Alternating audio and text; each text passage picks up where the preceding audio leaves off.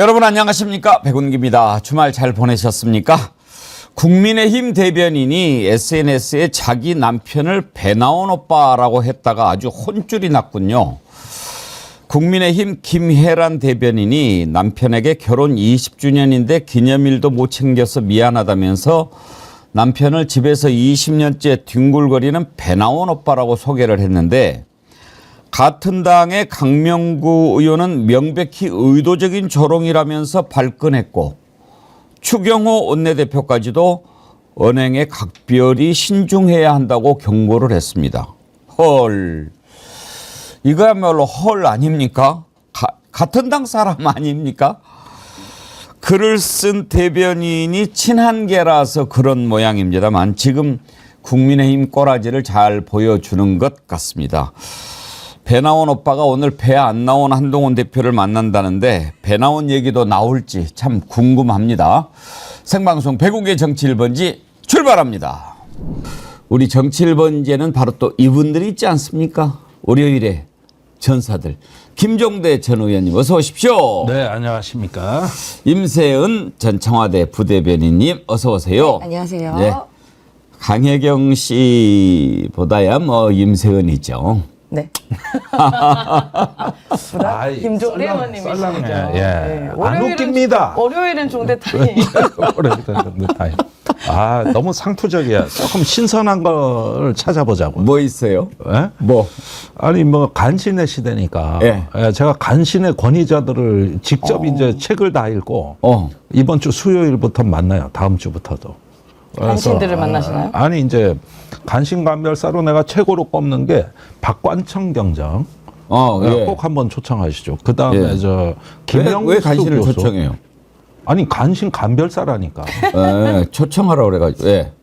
여기서도 초청하시라고. 예. 아주 좋을 겁니다. 박관천. 예.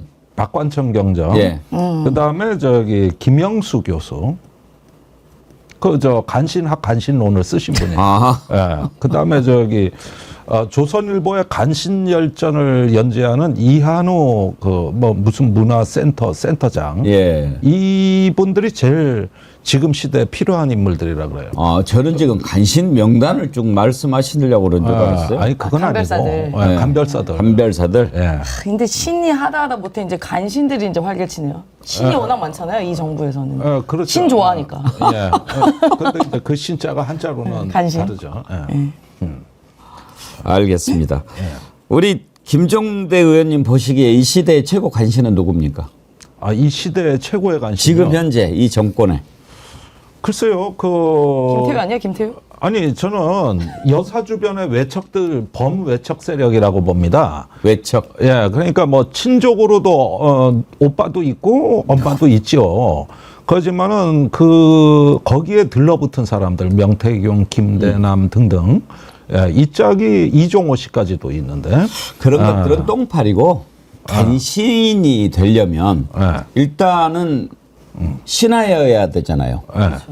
힘이 있어야죠. 예. 그러면서 혼군을 만드는 거예요. 그러니까 임금의 성정을 막 어지럽히는 그런 역할을 하는 자가 간신이다라고 봤을 때 그렇게 하면은 이제 협의의 해석이죠. 좋게 해석하신 건 그런 면에서 말씀 맞아요. 저는 그 중에서 최고의 간신을 정진석 비서실장으로 역대 정권에서 이제 저기 보스를 말려 죽이는데 다 이제 가다가시고 있죠. 저는 왜 그 정진석 실장을 최고의 간신이라고 꼽냐면 비서실장이잖아요. 네. 그야말로 대통령의 아주 중요한 사무를 정말 맡아가지고 이제 출납이라고 옛날에 그랬는데 다른 것도 아니고 국회 개원식에 나가시지 말라고 본인 얘기를 했다는 거 아닙니까? 네, 그렇습니다. 예. 그게 말이 됩니까? 예. 더군다나 본인이 그렇죠. 누굽니까? 5선이나 했던 국회의원 5선이나 했던 사람 부의장까지 했죠. 부의장까지 했던 네. 그렇지. 그런 사람이 국회를 스스로 능멸하고 대통령은 국회 일도 모르는 자 아니에요. 예. 그런 사람한테 국회 가지 마세요. 그랬다고 해요. 간신 중에 간신 아닙니까? 예, 그러니까 그렇게 만들어 온 또 과정이 엽기적입니다. 이준석 대표 체제를 제거해버린 가장 큰 간신이기도 하죠. 그러니까 그때 장제원, 네. 또 권성동, 권성동. 고 정진석. 요 체제가 이제 이준석 체제를 갖다가 붕괴시키고 다 제거함으로써 말하자면 윤석열 정부 내에서 하나의 균형을 맞출 수 있는 소지를 싹 제거하고 그 다음에 비서실장으로 간 거예요. 비대위원장을 거쳐서 이준석 체제를 망가뜨린 그랬죠. 다음에 예. 그 다음에 비서실장으로 가서 그때부터는 차단술로 바뀐 거죠.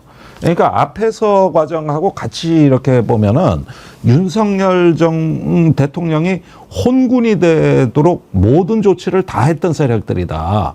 그래서 윤핵관의 어떤 설계사, 기획 뭐 이러고 조직 뭐 이런 걸 장제원 의원이 이제 행동대장이었다면 설계사는 정진석 의원 비서실장 같아요. 김태효도 만만치 않죠. 그건 이제 얘기를 김태효는 실제로 대통령을 바보로 만든 사람 아닙니까? 네. 우리 대통령 아무것도 모른다 이랬잖아요. 그 뉴라이트 관련해서도요. 그렇죠. 네, 근데 실제로 그게 참모가 할 수 있는 말이 아니지 않습니까? 네. 대통령이 모른다는 얘기를 할 수 있고 그리고 실제로 그 뉴라이트 사관을 심어주었다고 의심이 되는 사람이 김태효니까. 네. 김태효가 더 셀지도 몰라요. 저는 간신 중에 간신이 김태효 같다고 그래요? 생각이 듭니다. 네. 그러면 둘이 플레이오프를 한번 시켜봐요. 많아요. 그리고 이원모도 있고 그다음에 그 황종호 씨라고 지금 행정관 여사 라인들. 네. 네, 간신들. 근데 이제 간신배의 특징이 자기가 충신인 것처럼 보이려고 네. 다른 사람을 간신이라고 욕을 해요. 네, 그 말이 대통령 있어요. 앞에서. 그러니까 예를 들어서 한동훈이 그 간신배다 말이죠. 막 이렇게 얘기할 거라고요. 네. 그래서 오늘 이제 참석한다는 거 아닙니까? 배석을.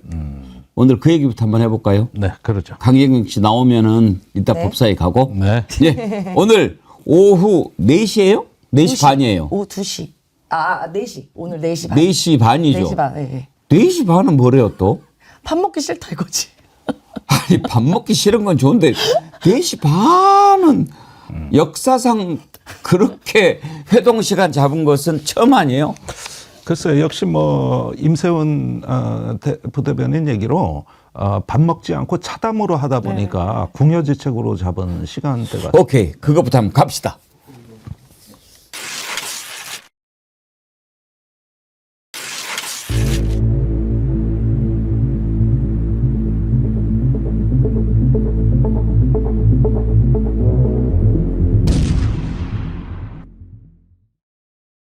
이제 한동훈 대표가 김건희 얘기하겠다고 대놓고 나서는데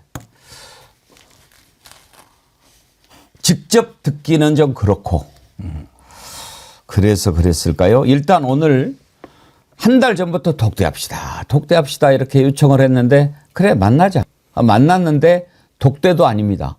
정진석 비서실장이 참석을 해서 면담을 하는 거죠. 시간도 지금까지 대통령과 여당 대표가 만나면 오찬을 하거나 만찬을 하거나 식사도 하면서 이런저런 얘기를 했는데 점심도 아니고 저녁도 아니고 4시 반.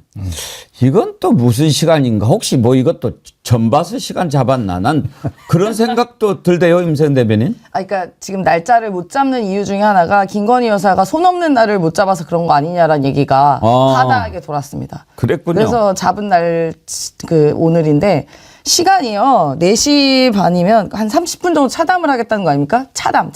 면담도 아니라 차담입니다, 이거는요. 차는 마시겠죠? 차는 마시겠죠. 네. 근데 보통은 당 대표, 집권 여당의 대표 아니에요. 그래도 자기 당이에요. 본인 소속 대표를 만났는데 밥을 어떻게 안 먹어요, 그것도.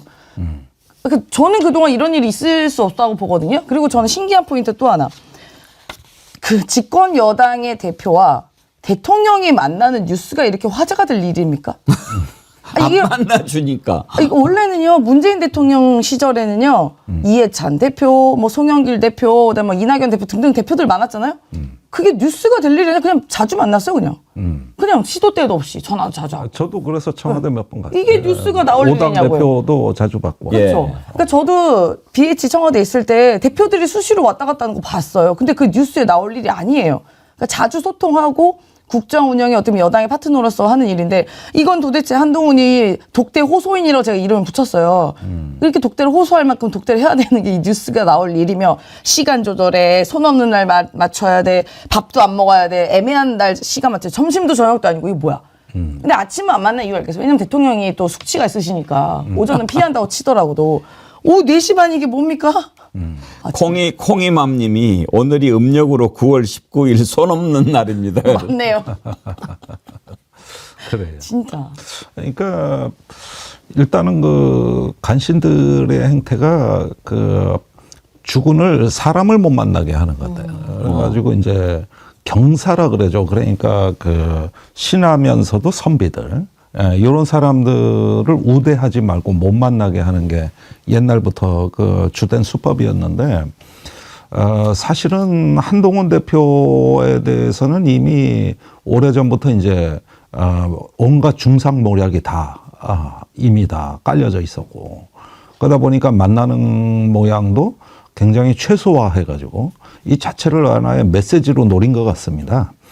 그런 점에서 오늘 만나가지고 일단은 한 대표가 뭔가 좀 여사 얘기라든가 의정대란 얘기라든가 특검 얘기라든가 이런 민감한 얘기를 하는 거를 허용은 할 것 같아요.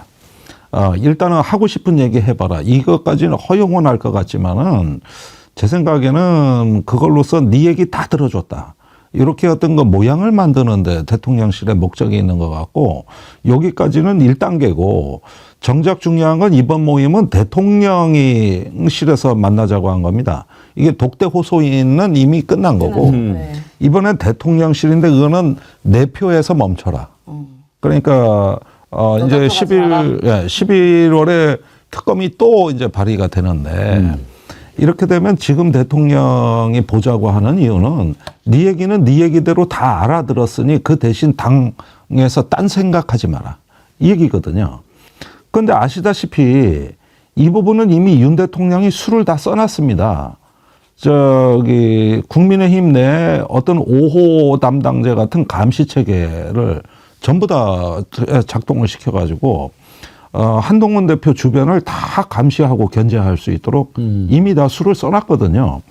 그러다 보니까 친한그룹에서 현직 의원이 한동훈 대표를 대변하는 의원이 지금 남아있질 않습니다. 예. 단 한 명도.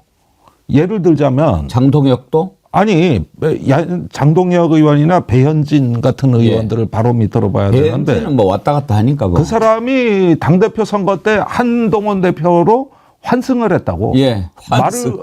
말을 예. 갈아타신 분이에요. 한때는 친윤이었거든요. 예. 근데 사라졌어요. 한때는 완전히 다 친윤이고 사라졌어요. 그전에는 친홍이었어요. 친홍이었다가 예. 갈아탔다고.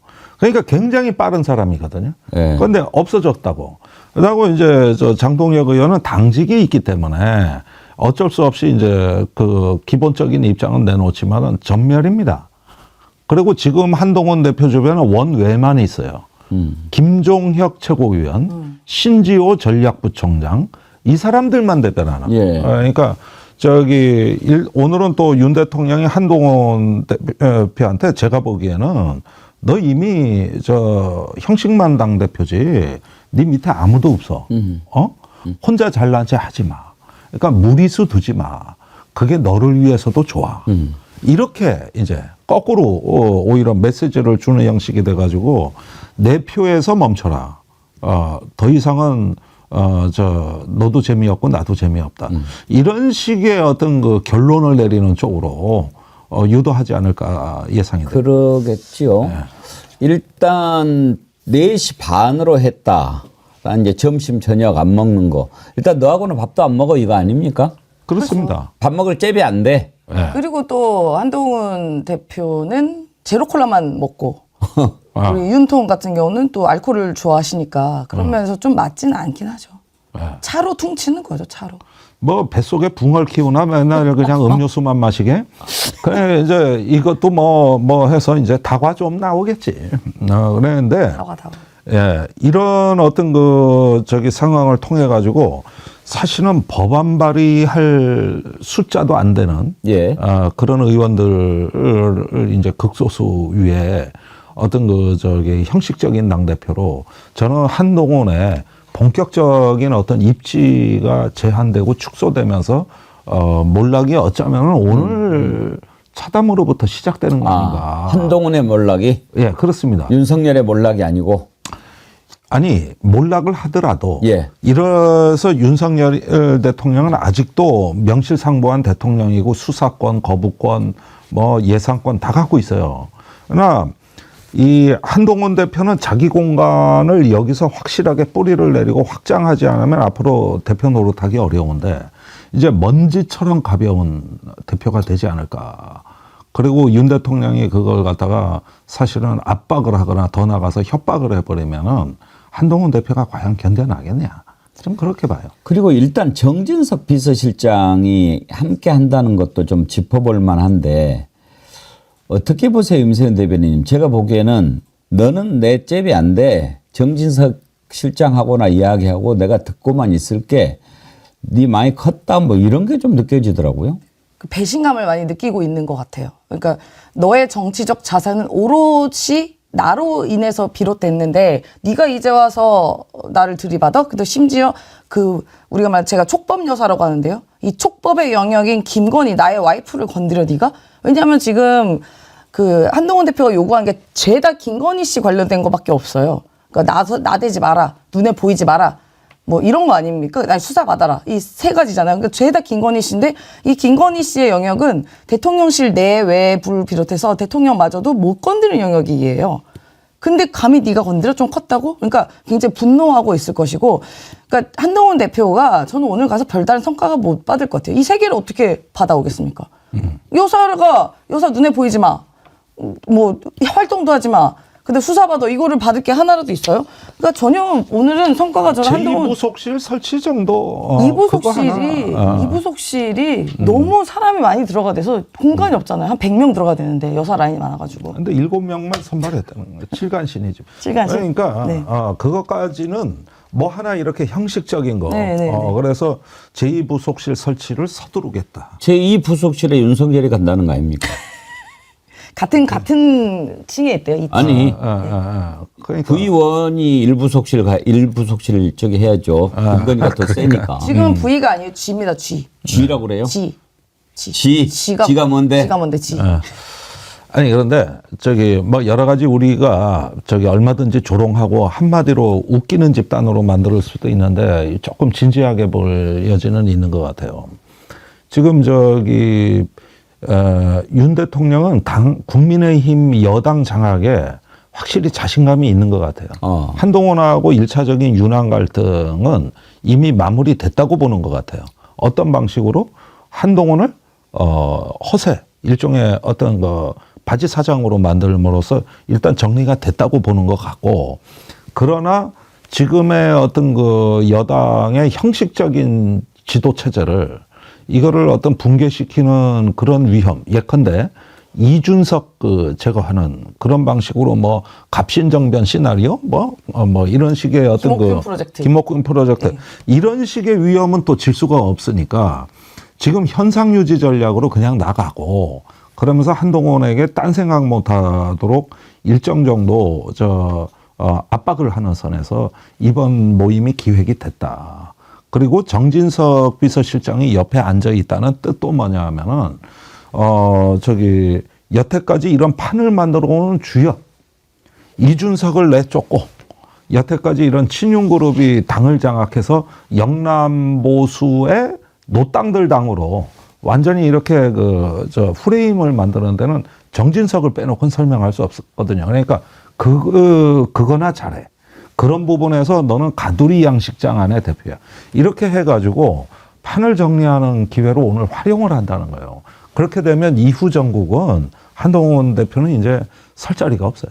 아니 그래서 제가 오늘 회담에 정진석 실장이 배석하는 것에 대해서 이거 회담은 틀렸다. 틀렸어요. 그렇게 지금 생각하는 이유가 맨 앞부분에 우리가 간신 얘기를 할 때 제가 정진석 실장을 최고의 간신이라고 이야기했지 않습니까? 대통령이 지금 어디로 가야 하는지 정말로 충신이라면은 직언을 해야죠. 빨리 이제 비서실장 입장에서 보면 여사님 문제를 정리를 하지 않으면은 큰일 날 수 있습니다. 이게 상식이고 제대로 정신 박힌 자라면 그런 얘기 해야 되지 않겠어요? 아니 그것도 또 못 될 걸요. 예, 제가 보기엔 이렇습니다. 일단 용산에 준비된 논리는 이거예요. 자, 대통령 지지율 낮아지고 국정이 뭐 국민들 불신받고 이러다 정권이 파국으로 간다고 자꾸 얘기를 하는데 부산에서도 60% 나왔다. 자꾸 지지율 갖고 얘기하지 마라. 부산에서도 원래 부정평가가 더 높지 않습니까? 특히 그 경남은 민심 위반이 된 지 오래됐잖아요. 그런데도 이번 보궐선거 봐라. 저기 민주당 더블로 눌렀다.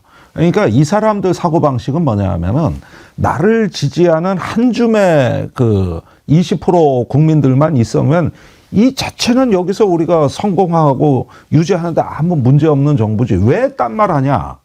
그러면 이 20% 같이 단단한 지지층 있는 정부가 앞으로 누가 나올 것 같냐? 이렇게 풀어가는 논리예요. 이렇게 풀어가니까 60% 70%의 그 국민들은 떠다니는 민심이기 때문에 일단 확실히 내 자리 지키고 중심 지키자.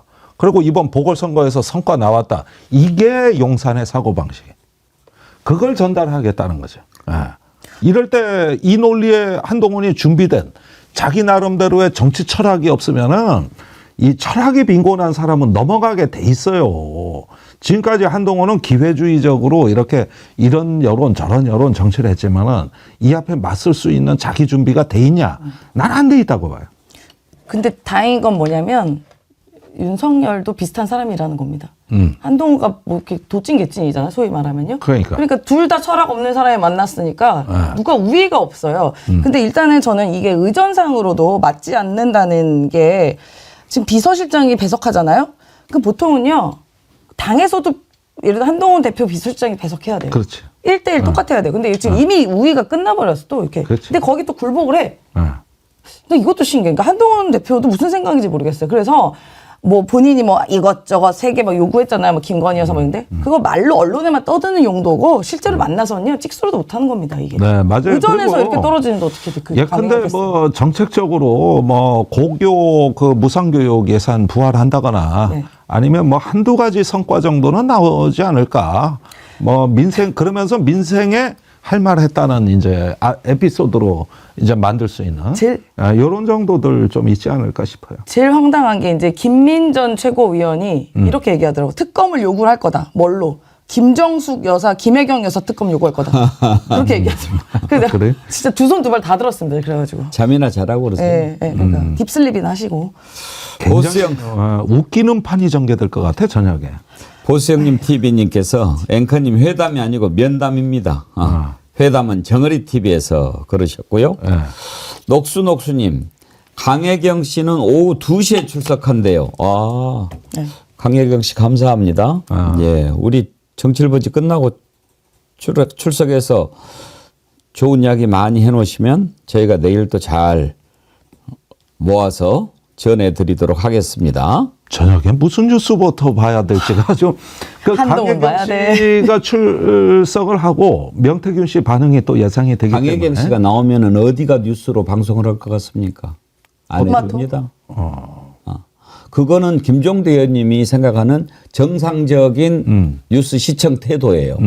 그런데 거기에 부응을 안 해요. 한번 보십시오. 제가 자신 있게 이야기합니다. 네. 오늘 톱이 KBS는 보나마나 북한군 러시아에 저기 한 것 저 뭐 90명 90% 사상 뭐 이거 분명 톱 올라갈 거고요. 강혜경은 저 뒤에 잘하면 한 꼭지 나오고 그렇지 않으면 단신으로 갑니다. 네. 예. 그거 그거 뭐 KBS가 그렇다는 얘기겠죠. 한동훈 윤석열 만난 것도 아마 두 번째나 갈지 몰라요. 네. 그거 중요한 거 아니에요. 왜? 또 김건희 얘기를 해야 되거든요. 그렇죠. 예, 아주 피곤한 일입니다. 네. 이쁜이 마음님 지각해서 벌금 냅니다. 흐흐 한 주 시작 화이팅입니다. 진작에 하셨는데 제가 지금 소개하니까 지금 지각하신 것처럼 오해할 수 있는데 죄송합니다. 예. 다윈님 뭘 기대하세요. 회담이든 면담이든 면접이든 그런 형식이 중요하지 않습니다. 어차피 서결이 59분 동안 짓거리고 한동훈은 1분 동안 한마디면 끝일 텐데 기대하지 맙시다. 기대 안 합니다. 그냥 그렇다는 얘기죠. 일단 한동훈 대표는 본인의 멋진 사진을 찍으러 가는 게 목표이지 않을까 또 싶습니다. 하하. 아이템 착용하고. 쑥이님도 보스 형님 말씀에 완전 공감합니다 하면서 슈퍼챗 받아주셨는데 감사합니다. 오늘 국회 법사위에서 증인들 출석 많이 이렇게 요구를 했는데 김건희도 증인으로 신청을 원래 했었죠. 그런데 안 나왔어요. 나오겠어요? 그래서 국회에서 동행명령장을 발부를 했습니다. 그 화면 한번 보여주시겠습니까? 동행명령장 성명 김건희 이유 증인이 정당한 이유 없이 출석하지 아니함 이러면서 동행명령장을 발부를 했습니다. 김종대 의원님 동행명령장 받고 안 나오면 뭐 안 나오겠죠. 예. 근데 고발이 될 수 있죠. 네. 이건 뭐 당연히 고발을 할 수 있는 사안인데 이 부분에 대해서도 저기 뭐 여러 가지 수령을 거부한다거나 또 피해가는 방법이 있어요. 그래가지고 못 받았다 이런 방법을 또 할 수도 있고 그래서 사람이 가서 이렇게 전달하는 방법도 있지만 풍선을 띄워서 그 전달하는 방법은 어떨까 이런 생각도 좀 들고 또 그 여사의 일정을 또 뭘 하나 만들어 가지고 또 이렇게 회피하는 방법도 있고 해가지고 이게 고발은 할 수가 있는데 또 그 기술이 좀 필요하다고 기술이. 동행명령장을 디올백에 담아서 전달하면 어떻게 될까요? 금방 받지 않을까? 그럼 받으시. 이제 디올백으로는 안 됩니다. 이제는요? 조금 더 업그레이드가 돼야 돼요. 그렇죠. 디올 갖고는 입장권 가격이 높아졌어요. 뭐가 있나 모르겠네. 뭐 에르메스 뭐 이런 거. 그런 게. 등등. 근데 이렇게 보면 김건희 씨 문제를 저들이 스스로 키워요. 어느 정도 좀 상식적인 수준, 상식은 진작 담쌓은 지 오래니까 기대는 하지 않지만 그래도 좀 낯짝이 부끄럽지 않나요? 어느 정도 이렇게 할 수 있을 것 같은데 아니 세상에 그 도이치모터스 주가 조작도 불기소하고 명품백도 뭐 아예 그냥 없애버리고 이렇게 한다고 될까요? 그러면 김건희는 속이 편할지 모르겠습니다만 그걸 납득할 국민들이 어디 있겠습니까? 심지어 도이치모터스 주가 조작 사건과 관련해서 불기소 처분을 하면서 검찰이 거짓말까지 했습니다. 최재훈 부장검사가 기자들에게 4시간 동안 참 구차하죠. 왜 불기소했는지 설명을 해야 되니까. 그런데 거기에서 영장을 청구를 했는데 법원이 기각을 해서 압수수색을 못했다. 이렇게 설명을 했습니다. 김 여사의 주거지와 사무실, 휴대폰에 대해서 압수수색 영장을 청구했다. 근데 앞부분에 보면 호바나 콘텐츠와 도이치모터스를 함께 수사하면서 이렇게 싹 묶어놨어요. 이제 이걸 빠져나갈 구멍을 만든 건데 참 비겁한 자들이죠. 그러면서 주거지와 사무실 휴대폰에 대해서까지 청구했지만 기각이 됐다. 그래서 못했다. 이렇게 핑계를 댔는데 보니까 청구한 적이 없는 거예요. 청구를 해야 기각을 하든지 말든지 하죠. 이걸 딱 밝히니까 그때 검찰총장 뭐 형식적으로는 뭐 이런 얘기를 해요. 아이고 정말 부끄럽지 않습니까? 그러니까 오늘 이 부분에 대해 가지고 동아일보 청강한 칼럼 이그노벨 문학상 감 도이치 김여사 수사 발표 이 칼럼이 제가 가장 눈에 띄어요. 이그노벨상이라고 아주 그 노벨상 패러디한 거죠. 네, 가장 황당한 거, 거짓되거나 뻥튀기한 연구를 발표하는 선정해서 여기에 선정되면은 아주 불명예스러운 건데 이렇게 어떤 자극적인 제목을 달았어요. 이게 청광암 논설 주간이 쓴 칼럼인데 바로 지금 우리 백운기 앵커가 지적하신 그 부분이 적확하게 나와 있습니다. 적확하게. 그다음에 무엇보다도 그런 어떤 뭔가 압수수색 패러디한 요 부분의 이면을 요 청강감 논설 주간이 비판하는 요지는 어떻게든 김 여사를 피해자로 만들으라는 지침이 있었다고 보는 거예요. 피해자로 만들. 무슨 피해예요? 그러니까 나는 모르고 당했다. 이건 권오수 회장이 다 한 건데 김 여사는 그냥 모르고 다 했다. 그러면서 뭘 당연히 돈을 벌었는데. 1차 시세 조작 때는 실제로 김 여사가 돈을 좀 잃었잖아요. 물론 다 보상은 받았죠. 그게 한 4,700만 원. 4,700만 원. 된다는 거 아닙니까? 이때 1차 주포가 했던 대화 내용을 보도자료에 썼다고. 여기에, 김건희 걔는 사실 재미 본 것도 없잖아. 이렇게 하면서 아무것도 얘기하면 몰라. 아무것도 몰라. 한마디씩 주고받은 요거를 볼드 처리를 해가지고 네. 보도자료에 딱 박아놓은 거죠. 그렇게 해가지고 피해자인 걸로 만들 수 있는 걸로 보도자료 시나리오를 다 짰다는 거지. 이 양반 얘기는. 그렇게 하고 보니까 23억 벌은 건 절대 보도자료에 나와서는 안 되는 거지.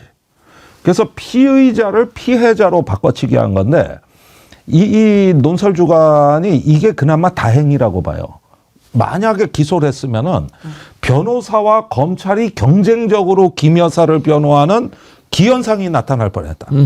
이렇게 되면 사법 역사에 엄청난 암흑, 이게 아주 세계적인 명장면이 펼쳐지는데 차라리 이렇게 해서 막은 게 그나마 다행이다. 이게 판사가 보기에는 검찰도 김건희를 변호하고 변호인도 변호하고 이럴 때 황당한 판결을 이게 어떻게 감당을 하냐. 국선 변호인하고 사선 변호인이 싸우는 거죠. 그런 그런 셈이죠. 예. 지금 검찰을 집단 국선 변호인이라고 민주당이 규정하지 않았습니까? 그렇습니다. 예. 그래서 예컨대 김용남 의원이 자꾸 얘기하듯이 내구 고발이나 이런 사소한 거 하나라도 기소를 하게 되면 그 현상이 벌어질 뻔했다. 둘 다 변호 경쟁을 하는. 그걸 국민들이 어떻게 보냐 이거예요. 저는 다른 거는 모르겠어요. 일단 김건희 씨를 이렇게 보호하기 위해서 이 국가의 시스템을 이렇게 망가지는 게 진짜 너무 참담합니다. 이게 한두 군데에서 일어날 일이 아니잖아요. 그러니까 대통령은 본인 부인이니까 그럴 수 있어. 본인 사랑하고 그러니까요. 근데 어떻게 이렇게 국가 시스템이 망가지냐. 이게 한두 군데입니까? 검찰 망가졌죠. 그다음에 우리 권익위. 한두 군데입니까? 감사원. 이게 한두 군데서 얘기하지. 어떻게 우리가 그 한 명 때문에 그동안 쌓아왔던 대한민국의 국가 시스템과 법 체계와 이런 여러 가지 도덕성과 이런 게 어떻게 이 한 명이 이렇게 다 망가뜨립니까? 저는 그게 진짜 너무 속상해요. 근데 민주주의가 무너지는 인도나 이스라엘 같은 경우를 보면 대부분 사법 시스템이 무너지는 거거든요. 사실은 그런 가운데서 검찰권이 활용된다는 것도 똑같습니다. 그런데 이게 지금 이런 어떤 민주주의 퇴행에 대해 가지고 스웨덴의 민주주의 다양성 연구소에서 계속 목록을 발표하고 있는데 아마도 이번에 도이치 검찰 발표로 대한민국이 그 목록에 들어가는 이런 어떤 불상사가 일어날 가능성이 커졌어요. 그리고 이런 거는 다 분석이 되고 이 민주주의 지수에 그대로 영향을 주는 아주 치명적인 사건입니다. 이렇게 돼서 사법 개통에 대한 국민들 신뢰가 잠식이 되면은 앞으로 국가가 치러야 될 비용이 어마어마한 거지. 특히나 저는 이번 도이치모터스 주가 조작 이 무혐의를 낸 것에 대해서는요, 굉장히 큰 영향이 있다고 보는 것이 우리나라의 자본주의에 대한 신뢰가 꺾였다는 겁니다. 그러니까 미국 같은 나라 같은 경우는 주가 조작의 문제에 대해서는요, 가장 중차대한 범죄, 화이트 칼라에서 일어날 수 있는 가장 큰 범죄로 보고 보통 무기징역까지도 가는 경우가 많아요. 우리가 이른바 사태들 많아요. 앨런 사태도 보면요. 무기징역 120년 이렇게 때립니다. 그런데 그 어떠한 사람이 이득을 23억이나 넘는 이득 받고 그 과정에서 주가 조작의 혐의가 충분함에도 불구하고 증거, 증언, 증인 이렇게 많은데도 이게 무혐의 났다? 이거는요. 대한민국의 자본주의 시스템에 대한 신뢰를 붕괴시킨 일이라고 봐요. 그럼 과연 외국인 투자자가 믿고 투자하겠습니까? 저 나라는 누가 주가 조작을 해서 피해를 봐도 누군가 힘이 있고 뒷배가 있으면은 무죄가 되는 나라네? 이렇게 생각이 되면 누가 투자를 하겠습니까?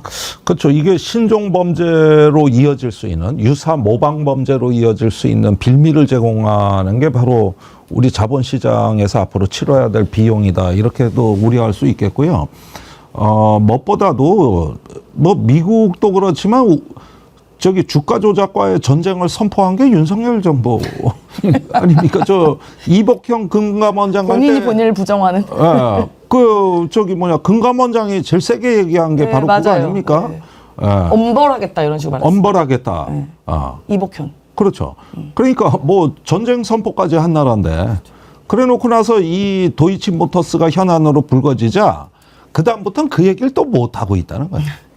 이제 더 이상 마약 주가 조작 이 얘기 쑥 들어갔잖아요. 네. 예, 쑥 들어갔어요.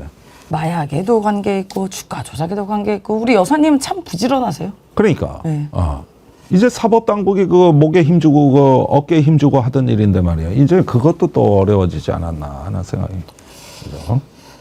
참 검찰이 이번에 그렇게 발표를 했는데 검찰 내부에서는 어떤 시각으로 그 검찰 수뇌부를 보고 있을지 참 궁금합니다. 이창수 서울중앙지검장 그 낯짝을 보고 있으니 참 저러고도 검사라고 앉아 있구나 그런 생각이 들더군요. 오늘 과연 면담에서 뭐라고 얘기하고 또 어떤 반응이 나올지 참 궁금합니다. 내일 다뤄볼 내용들이 참 많네요. 자, 그 다음으로 그걸 한번 좀 짚어보겠습니다. 제가 오프닝에서도 얘기를 했는데 국민의힘 대변인이 자기 남편을 배 나온 오빠 이렇게 이야기했는데 그걸 그렇게 문제를 삼고 시비를 걸 일인가요? 참 지금 뭐 그러면 김건희 관련해서는 뭐 이렇게 아예 규정을 만들어 놓든지 이러이러한 것은 쓰면 안 된다. 그 내용을 다뤄볼 텐데요. 주말을 보내고 나니까 잊어버리셨나 봐요. 좋아요가 너무 저조합니다. 아이고 좀 분발해 주십시오. 홍게 가격 이상으로 해주세요. 좋아요. 예, 지금 좋아요가 동접자 절반도 안 되는데 예. 좋아요 눌러주시기 바랍니다. 예, 지금 올라가고 있습니다. 고맙습니다. 좋아요 안 누르고 보신 분들은 좋아요 꼭 눌러주시기 바랍니다. 자, 오빠는 금기어 이 내용 가보죠.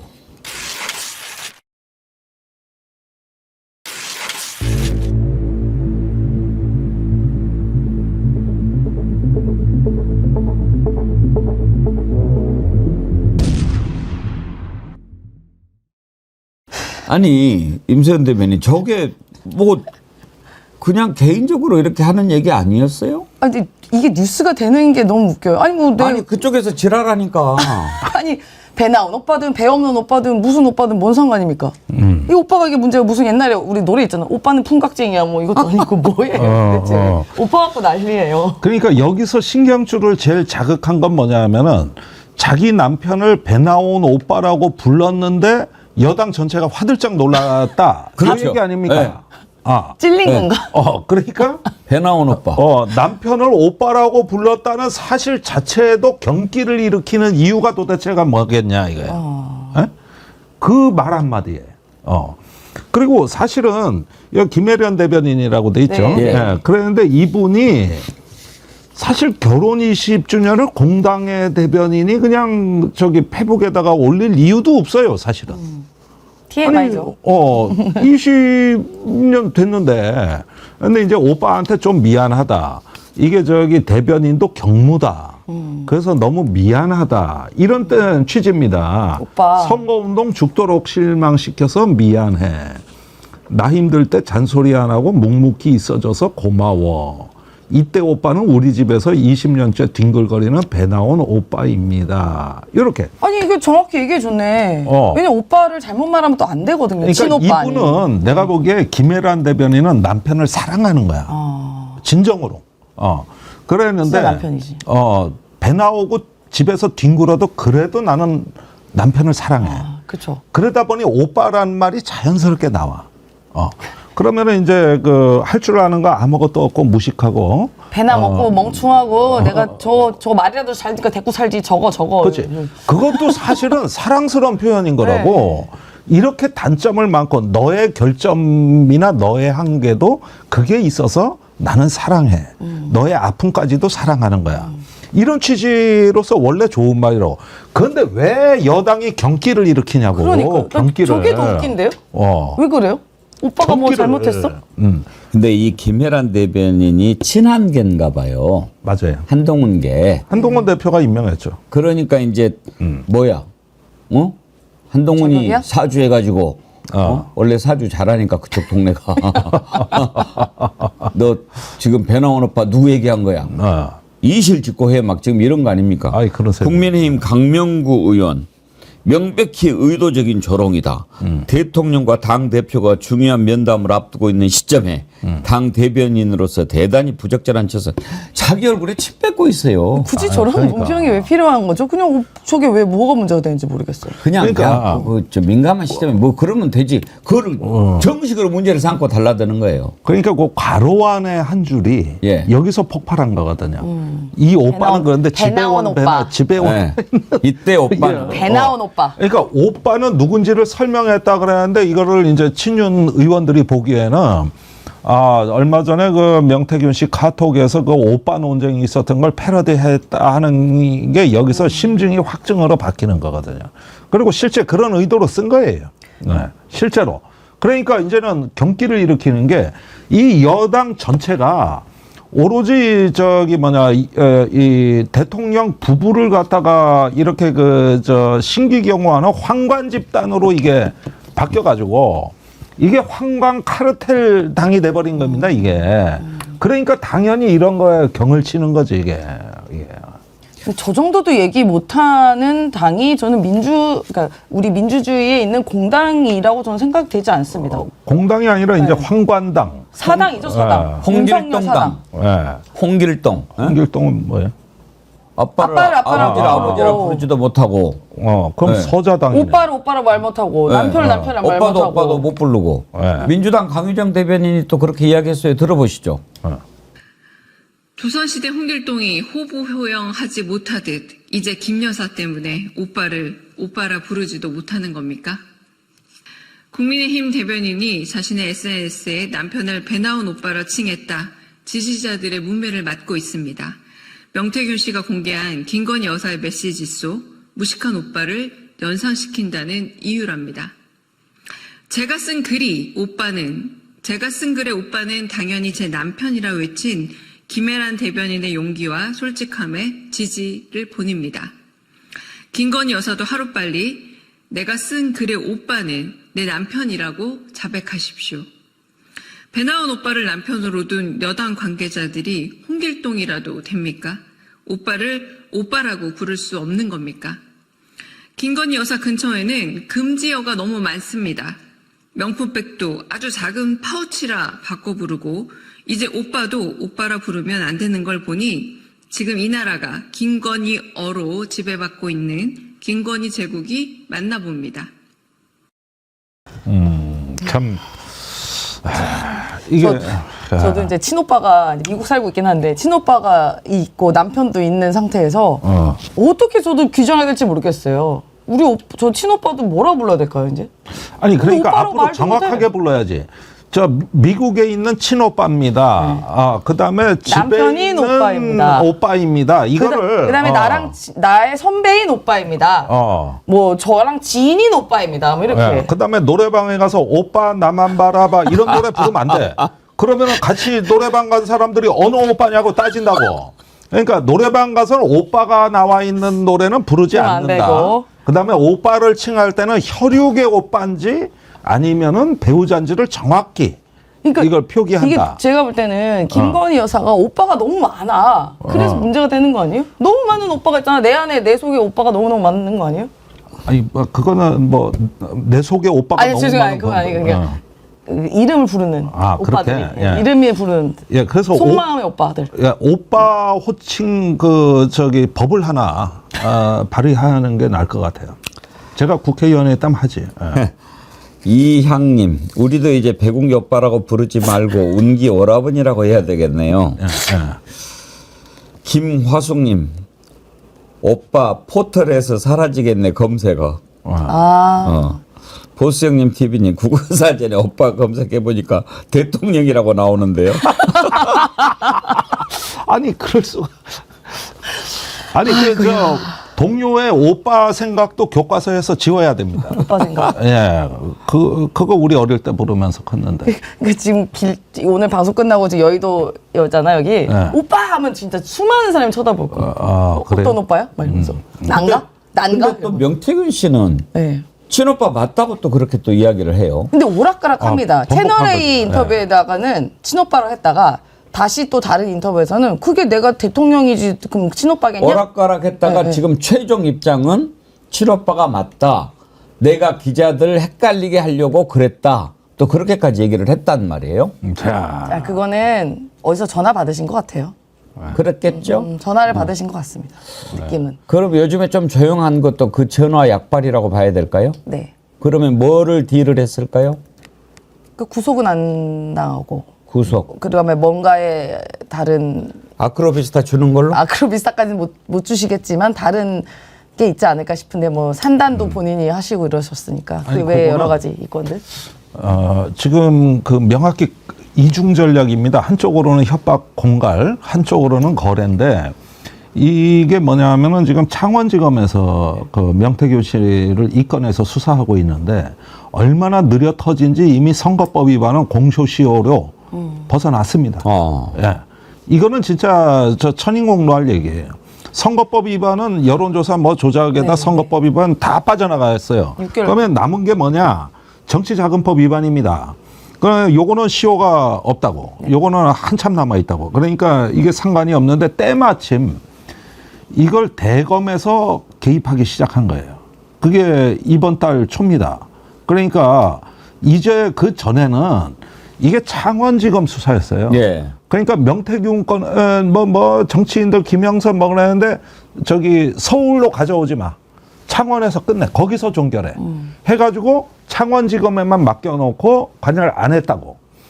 그랬는데 지난주부터 보면은 대검이 이제 지금 본격적으로 관여를 해가지고 부산지검, 대구지검의 검사를 차출해서 창원지검의 명태균 수사팀을 보강을 한 거예요. 이게 명태균 씨한테는 엄청난 메시지라고.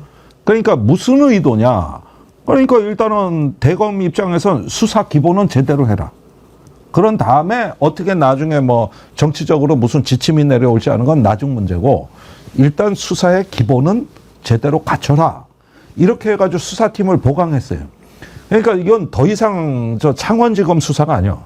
이제는 대검 차원에서 이걸 조정하는 수사가로 돼버린 게 요 저 명태균 파문이 커지고 한 달 정도 지나가지고 변화된 거거든요. 그러면은 여기서는 이제 소통 라인이 생긴 거죠. 말하자면은 뭔가 거래해야 되는 구체적 이유가 생긴 거예요. 그 전까지는 하나만하였거든. 예. 오빠를 오빠라고 못 부른다. 그러니까 지금 하여튼 이제 이상해요. 이상해요. 뭐 저기 동네는 지금 뭔가 정상인 것이 거의 없어요. 없어요. 네. 어떻게 하자는 겁니까? 여기 이제 명태균 씨가 들고 나오고 계속 그렇게 하니까 더 지금 그렇지 않아도 제정신이 아닌데 어디 나갈 구멍을 못 찾아서 지금 아주 허둥지둥 되는 모습이 보이지 않습니까? 지금은 좀 조용한데 명태균 씨가 또 공적 대화까지도 했다. 이렇게 얘기를 합니다. 지금까지 뭐 사적 대화만 이야기했는데 그러니까 명태균 씨는 그런 것 같아요. 나름대로 어떤 시나리오 또 플랜을 가지고 있는 것 같습니다.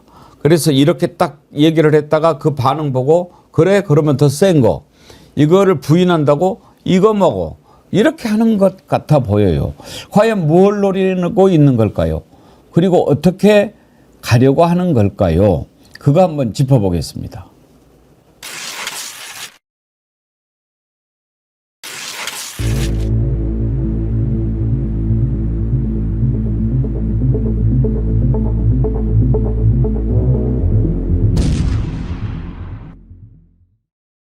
공적 대화가 뭔지를 당신들은 상상을 못해요.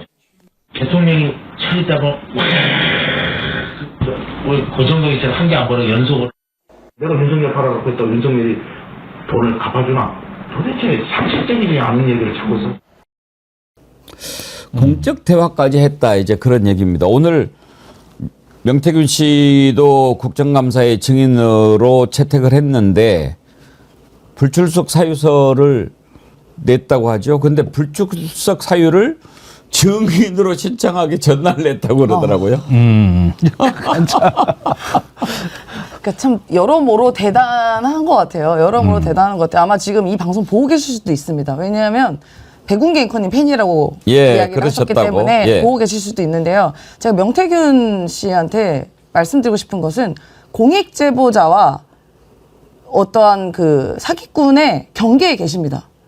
잘 선택하셔야 돼요. 그리고 윤석열 대통령의 그동안의 행보를 보십시오. 과연 그 사람이 본인의 삶 챙기는 사람인가?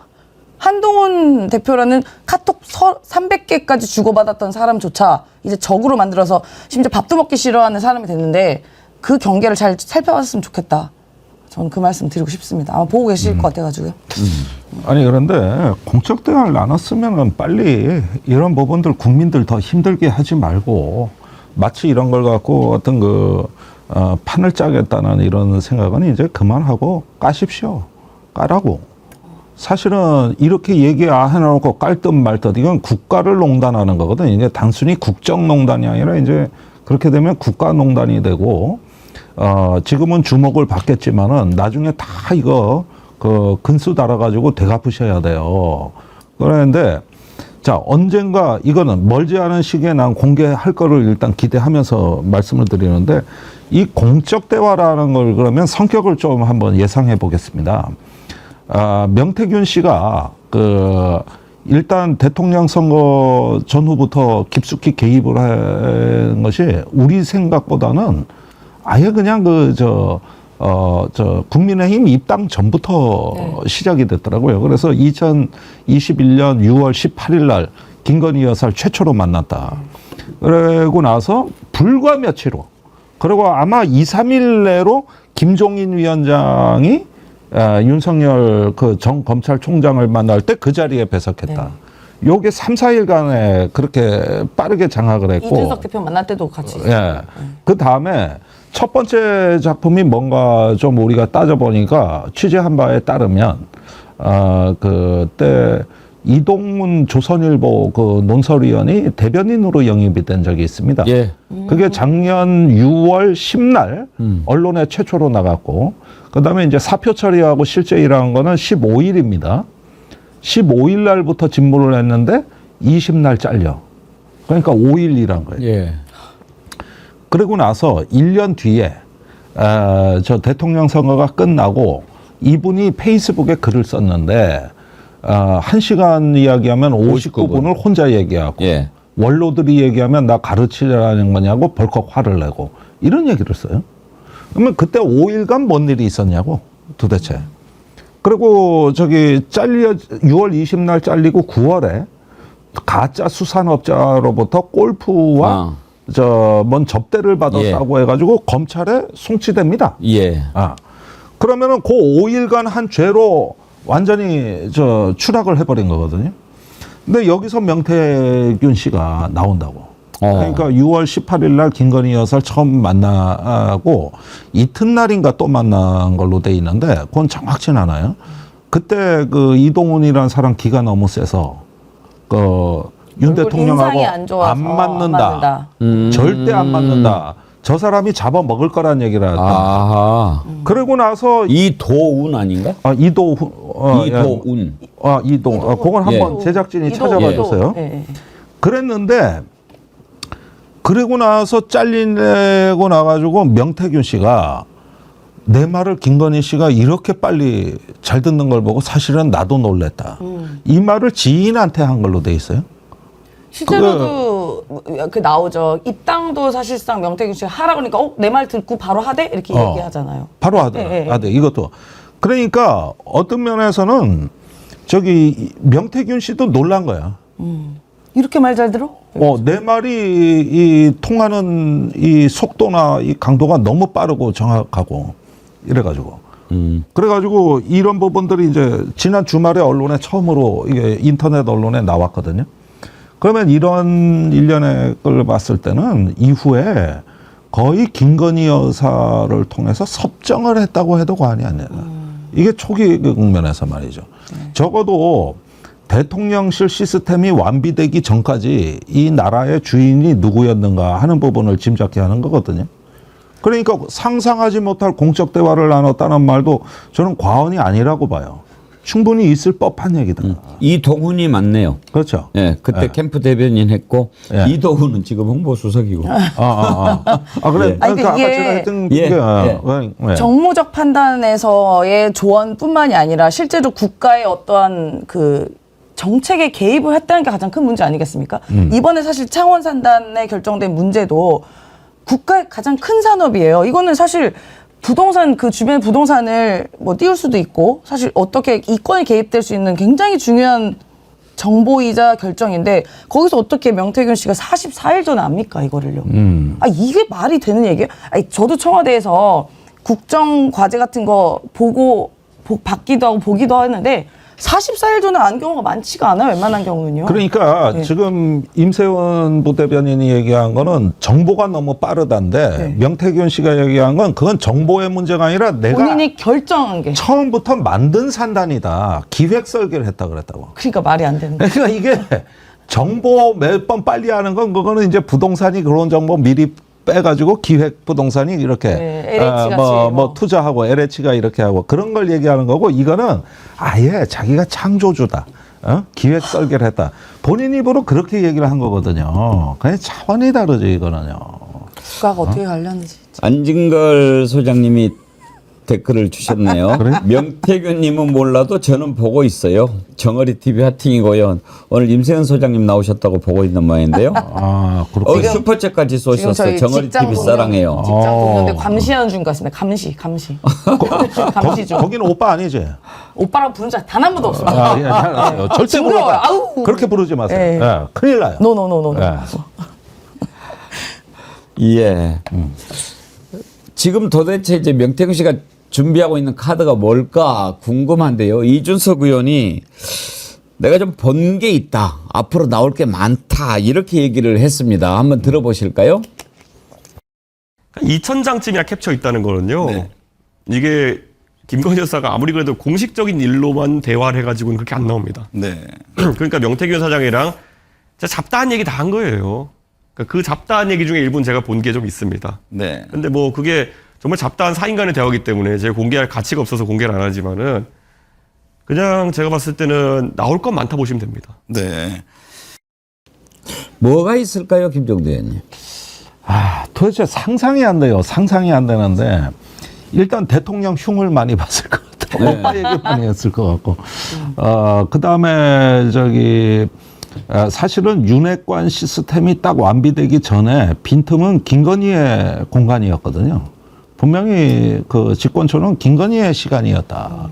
그러면은 이제 이 정부의 어떤 국정 방향이라든가 또 여사가 내가 정권 잡아보니 이런 게 좀 부족해 어떻게 했으면 좋겠어 이런 어떤 상담까지 해가지고 김건희 여사가 대통령이 되고 거기에 어떤 자문을 하는 식의 이런 형식의 대화 이런 게 아마 주종을 이뤘을 가능성이 있다. 지금 수천 종이라는 건 그런 걸 의미하는 것 같다. 그 다음에 이런 대화록이 수천 장이 까지면은 실질적인 대통령은 김건희 아니냐. 이런 느낌을 국민들에게 줄 수도 있는. 그러니까 내용 자체가 중요한 게 아니라 그 대화를 어떤 수준에서 나눴는가. 이런 게 중요하겠죠. 그러니까 우리가 여러 포인트들이 그동안 있었어요. 이명수 기자와의 통화에서도 뭐 내가 집권하면 거기는 가만두지 않을 거야. 뭐 이런 얘기도 있고요. 그리고 심지어 최재형 목사와의 대화에서도 내가 이제 앞으로 통일 운동을 좀 할 거예요. 통일을 할 거예요. 뭐 이런 식의 말을 하는데 그게 그 보통의 대통령 배우자가 할 수 있는 단어의 수준이 아닌데 이미 이 사람은 본인이 집권하고 있다고 생각합니다. 그리고 제가 여러 경로를 통해서 김건희 씨가 사실상 대통령실을 장악하고 있고 지금도 여전히 장악하고 있다는 거를 알고 있어요. 왜냐하면 윤석열 대통령에게 충성하는 사람은 대다 잘렸고 김건희 씨 눈치 보고 김건희 씨 비유 맞춰준 사람은 아직까지 건재합니다. 대통령실 내에서도요. 심지어 그게 직급이랑 상관없이요. 대통령의 오더가 있어서 그대로 일을 했는데 김건희 씨의 말과 그러니까 생각과 틀린 거예요. 잘립니다. 그런 사람은 되게 많아요. 지금 뭐 가까운 사람도 있습니다. 심지어요. 그런 사람의 대화를 들었을 때 보면 아직도 이제 김건희 씨는 건재하고 그 사람들이 보면은 위에 이런 얘기, 야, 김건희 말 들어야 살아. 윤석열 말 들으면 우리 잘려. 이런 게 지금 이미 퍼졌다니까요. 그러니까 김건희 씨 라인만 계속 있는 겁니다, 이게. 그러니까 한국 사회에 이 독특한 정치 체제가 출현했는데 그 김건희 체제, 네. 김건희 그 레짐을 우리가 어떻게 이해할 거냐 이런 문제가 이제 생긴 거예요. 이거는 확실히 조중동이 일제히 얘기하는 거는 오늘 강준만 교수 말 맞다나 그 김건희 체제를 종식하라는 요구다. 이 얘기거든요. 네. 한동훈도 그렇게 얘기하는 거고. 그런데 이거는 종식되지가 않아요. 안 됩니다. 거기서 문제가 생기는 겁니다. 이게 김 여사가 호련히 아유 그러면 앞으로 제가 거리두기를 하고 저 여사의 본분으로 돌아가겠습니다. 이러면 끝나는 문제냐? 아니라는 거죠. 이게 뭐 권력 구조가 됐다는 거예요. 권력 구조가. 이게 그렇게 쉽게 되지가 않는다는 것이죠. 그러니까 그게 얼마나 이게 심각한 문제입니까? 이게. 대통령이 그렇게 얘기했대잖아요. 제가 와이프한테 그렇게 말할 처지가 아닙니다. 처지가 아닙니다란 말을 보통 부부끼리 그런 얘기를 할 수 있는 상황이 됩니까? 네. 그러니까 아예 그냥 영육으로 집에 당했다라는 게 대통령실 안팎의 이야기입니다. 본인이 대통령 아니라는 얘기와 똑같은 얘기죠. 영역으로 집에 당했다니까요. 그래서 그러니까 우리가 김건희 씨한테 요구할 수 있는 게 그러니까 이런 거 아니면 이제 용서가 안 돼요. 국민들 사과는요. 근데 개나 줘라 아니야 이렇게 됐고요. 근신, 유배, 수사, 이혼, 망령 말고는 없습니다. 네. 이거 말고는 뭐가 필요합니까? 지금까지 명태균 씨가 뭐 이렇게 텔레그램 문자 이런 것은 공개를 했지만 김건희 여사하고 통화한 내용을 공개한 적은 아직 없죠. 그 실제 육성을. 네. 근데 그렇게 저기 했으면 녹음을 해놓지 않았겠습니까? 100% 했습니다. 100%. 그렇죠? 네. 혹시 통화할 때 100%. 있다고 얘기하던가요? 그런 얘기는 안 했는데요. 김건희 씨가 그동안 했던 행동 패턴들 보면요. 이건 녹취가 없을 수가 없고 김건희 씨가 유독 말하는 걸 또 좋아해요. 늦은 저녁에. 그러면 녹취를 누가 안 했겠습니까? 저라도 했을 것 같은데요. 늦은 저녁이 아니고 이른 새벽에. 이른 새벽 혹은 3시에. 그러면은 아마 공적인 대화 이런 부분이 국정과 관련된 내용까지도 김건희하고 주고받았든지 윤석열과 주고받은 것을 나는 녹취도 가지고 있어. 실제 육성도 있어. 이런 어떤 엄포, 경고 이런 것일 수도 있겠죠. 예, 완전히 공갈 협박이에요. 예, 그리고 저기 본인을 이제 권력에서 일단 배제하면서 명태균 씨는 이미 이 정권에서 이제 본인을 갖다가 정권 초에 그렇게 써먹고 내치는구나. 이런 어떤 그 상실감을 상당히 가졌던 것 같고 그게 칠불사 회동으로 이어진 거는 사실인 것 같습니다. 그런데 대신 명태균 씨를 좀 뭐랄까 대통령실에서는 과소평가한 거죠. 사실은 순수한 마음으로 도와주다가 적당히 먹고 떨어지겠지 했는데 그게 아닌 거지. 이 사람은 집요하고 그다음에서 일관되고 거기에다가 어떨 때는 과단성이 또 저 배심이 아주 있단 말이에요. 그러다 보니까 의외로 잘못 건드려 놓은 측면도 있는 것이죠. 써먹었으면 써먹은 거에 맞게 뒷정리를 잘해야 되는데 이런 것들을 갖다가 정리를 안 하고 그다음부터 응답 메시지의 그 분량이 짧아지기 시작한 거예요. 예컨대 김해 보궐선거 같은 경우 보면은 경선이 기본 원칙하고 더 이상 말이 없거든. 말이 없다고. 이런 것들은 명태균 씨가 보기에는 김건희 여사 많이 컸구나.